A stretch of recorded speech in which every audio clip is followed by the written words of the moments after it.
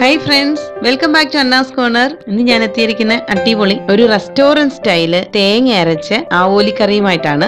അപ്പോൾ ഇത് എങ്ങനെയാണ് തയ്യാറാക്കുന്നത് എന്ന് നോക്കുന്നതിന് മുമ്പേ നമ്മുടെ ചാനൽ ഇതുവരെ സബ്സ്ക്രൈബ് ചെയ്യാത്തവർ ദയവായിട്ട് സബ്സ്ക്രൈബ് ബട്ടൺ ഒന്ന് അമർത്തുക. കൂടെ ആ ബെൽ ഐക്കൺ ഓൾ എന്നുകൂടെ എനേബിൾ ചെയ്യുക. അപ്പോൾ അപ്ലോഡ് ചെയ്യുന്ന പുതിയ വീഡിയോയുടെ നോട്ടിഫിക്കേഷൻ നിങ്ങൾക്ക് അപ്പോൾ തന്നെ കിട്ടുന്നതാണ്. ഇതിന് വേണ്ടുന്ന ഇൻഗ്രീഡിയൻസിന്റെ ലിസ്റ്റ് ഒക്കെ സൈഡിൽ ചേർത്ത് കൊടുത്തിട്ടുണ്ട്. ഇതെങ്ങനെയാണ് തയ്യാറാക്കുന്നത് നമുക്ക് നോക്കാം.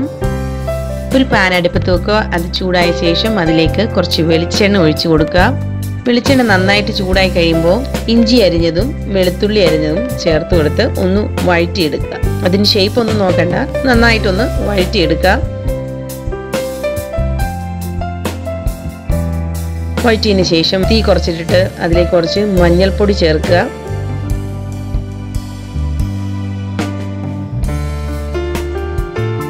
എരിവിനനുസരിച്ച് മുളക് പൊടി ചേർക്കുക. ഞാനിപ്പോൾ 2.5 ടീസ്പൂൺ മുളക് പൊടിയാണ് ചേർത്തിരിക്കുന്നത്. ഇത് നല്ല എരിയുള്ള മുളക് പൊടിയാണ്. നല്ല കളർ വേണമെന്നുള്ളൊരു 4 സ്പൂൺ കാശ്മീരി മുളക് പൊടി ചേർത്താൽ മതി. കൂടെ 1 ടീസ്പൂണോളം മല്ലിപ്പൊടിയും കൂടെ ചേർക്കുന്നു.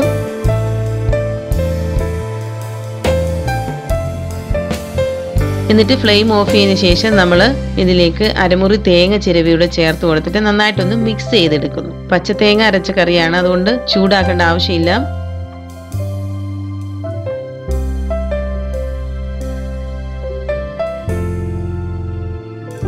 എന്നിട്ട് നമ്മളിതൊരു മിക്സിയുടെ ജാറിലേക്ക് ഇട്ടിട്ട് അതിലേക്ക് ഒരു 5-6 കുഞ്ഞുള്ളിയും കൂടെ ചേർത്ത് കൊടുത്തിട്ട് നന്നായിട്ട് നല്ല പേസ്റ്റ് പോലെ അരച്ചെടുക്കുന്നു. ഇപ്പം ഇതെനിക്ക് പേസ്റ്റ് പോലെ അരച്ച് കിട്ടിയിട്ടുണ്ട്. ഇനി നമുക്ക് മൺചട്ടി അടുപ്പിൽ വെക്കാം. അത് ചൂടായി വന്നതിന് ശേഷം അതിലേക്ക് കുറച്ച് വെളിച്ചെണ്ണ ചേർത്ത് കൊടുക്കാം.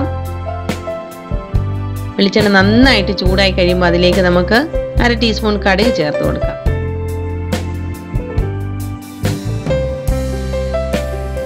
കടുക് നന്നായിട്ടൊന്ന് പൊട്ടി വന്നു കഴിയുമ്പോൾ അതിലേക്ക് നമുക്ക് എരിവിനനുസരിച്ച് പച്ചമുളക് കീറിയത്, ഞാനിപ്പോൾ ഒരു 3 പച്ചമുളകാണ് കീറിയത് ഇട്ടിരിക്കുന്നത്. അതിൻ്റെ കൂടെ 1-2 കുഞ്ഞുള്ളിയും കൂടെ അരിഞ്ഞതോട് ചേർക്കുക. കുഞ്ഞുള്ളി ചേർത്തില്ലേ കുഴപ്പമില്ല. എന്നിട്ട് അതിലേക്ക് കറിവേപ്പില, ഫ്രഷ് കറിവേപ്പില ചേർത്ത് കൊടുക്കാം.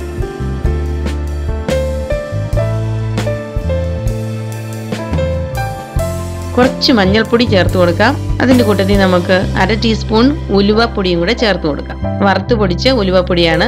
പൊടിയായിട്ടില്ലാത്തവര് കടുക് ഒരു പകുതി മൂത്ത് കഴിയുമ്പോൾ അതിലേക്ക് നമുക്ക് 1/2 ടീസ്പൂൺ ഉലുവ ചേർത്ത് കൊടുത്താലും മതി.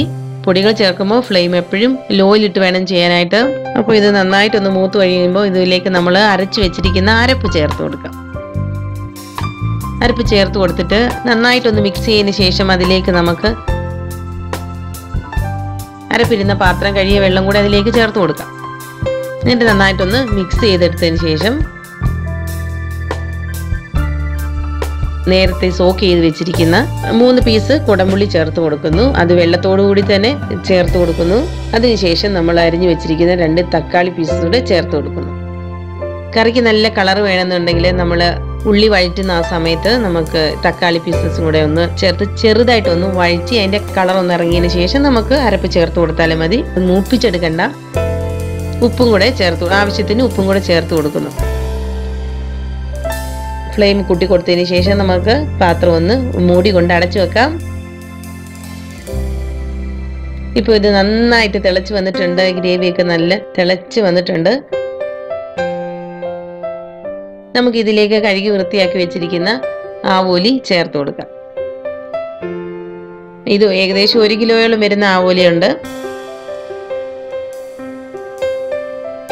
എന്നിട്ട് ഇതൊന്ന് ചേർത്ത് കൊടുത്തതിന് ശേഷം ഇതൊന്ന് മിക്സ് ചെയ്തിട്ട് ചട്ടി ഒന്ന് അടച്ചു വെച്ചിട്ട് നന്നായിട്ടൊന്ന് ഒരു 10 മിനിറ്റത്തേക്ക് നമുക്കൊന്ന് തിളപ്പിച്ച് എടുക്കാം. ഒരു 8-10 മിനിറ്റ് നന്നായിട്ടൊന്ന് കുക്കായി വന്നാൽ മതി. നമ്മൾ ഒരു മീഡിയം ഫ്ലെയിമിൽ ഇട്ടിട്ട് കുക്ക് ചെയ്തെടുക്കാം. ഇപ്പോൾ 8 മിനിറ്റ് ഒക്കെ കഴിഞ്ഞു. അപ്പോൾ ഞാൻ തുറന്നു ഇപ്പോൾ നന്നായിട്ട് ചാറൊക്കെ ഒന്ന് കുറുകി നമ്മുടെ മീനൊക്കെ നല്ലതായിട്ട് കുക്കായിട്ട് വന്നിട്ടുണ്ട്. അപ്പോൾ നമുക്കിനി ഒരു പാൻ അടുപ്പത്ത് വെച്ചിട്ട് അതിലേക്ക് നന്നായിട്ട് ചൂടായി കഴിയുമ്പോൾ അതിലേക്ക് കുറച്ച് വെളിച്ചെണ്ണ ചേർത്ത് കൊടുക്കാം. വെളിച്ചെണ്ണ നന്നായിട്ട് ചൂടായി കഴിയുമ്പോൾ അതിലേക്ക് നമുക്ക് കുറച്ച് കടുക് ചേർത്ത് കൊടുക്കാം. കടുക് നന്നായിട്ടൊന്ന് പൊട്ടി വന്നു കഴിയുമ്പോൾ അതിലേക്ക് നമുക്ക് ചെറിയ ഉള്ളി ചെറുതായിട്ട് അരിഞ്ഞത് ചേർത്ത് കൊടുക്കാം.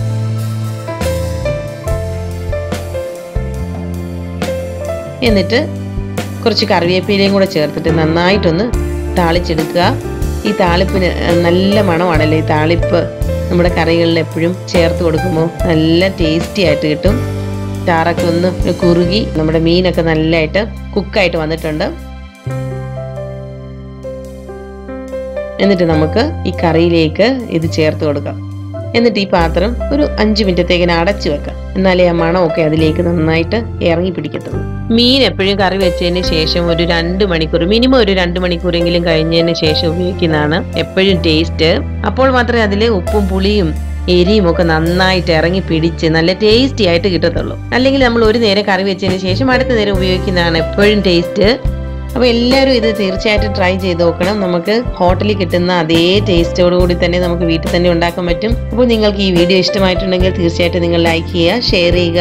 നിങ്ങൾ ഈ ചാനൽ ഇതുവരെ സബ്സ്ക്രൈബ് ചെയ്തിട്ടില്ലെങ്കിൽ ദയവായിട്ട് സബ്സ്ക്രൈബ് ബട്ടൺ ഒന്ന് അമർത്തുക. കൂടിയ ബെൽ ഐക്കൺ ഓൾ എന്നതിലൂടെ എനേബിൾ ചെയ്യുക. അപ്പോൾ ഞങ്ങൾ അപ്ലോഡ് ചെയ്യുന്ന പുതിയ വീഡിയോയുടെ നോട്ടിഫിക്കേഷൻ നിങ്ങൾക്ക് അപ്പോൾ തന്നെ കിട്ടുന്നതാണ്. അപ്പോൾ പുതിയ ഡിഷുമായിട്ട് വീണ്ടും നമുക്ക് കാണാം. താങ്ക് യു ഫോർ വാച്ചിങ് എന്നാസ് corner. Take care. Bye by.